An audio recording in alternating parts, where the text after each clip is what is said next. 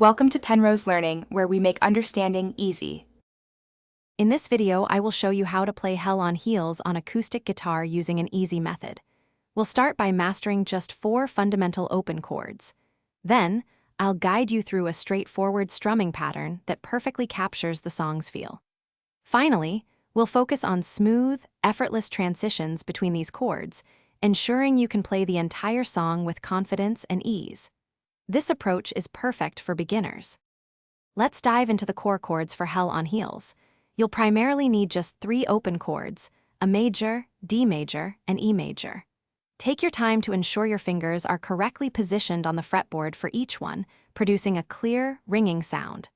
Practice switching between these 3 chords slowly at first, building muscle memory for smooth changes. Focus on clarity over speed. Now, let's tackle the strumming pattern. A simple yet effective rhythm for Hell on Heels is down, down, up, down, down, up.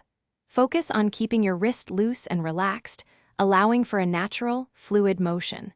Practice this pattern slowly with each chord, ensuring an even tempo. This consistent rhythm will provide the perfect foundation for the song, making it sound authentic and engaging. Finally, let's put everything together. Begin by playing the chord progression with the strumming pattern at a very slow, deliberate pace. Once you feel comfortable, gradually increase your speed, aiming for a smooth and consistent flow.